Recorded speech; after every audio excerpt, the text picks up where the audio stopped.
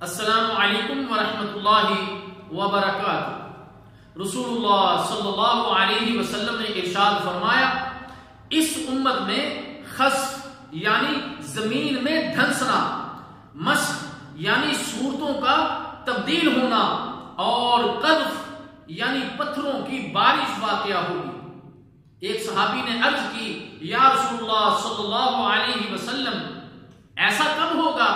تو پیارے نبی صلی اللہ علیہ وسلم نے ارشاد فرمایا، جب ناچنے والیاں اور باجے عام ہو جائیں گے اور شراب خوب پی جانے لگے گی۔ اللہ اکبر!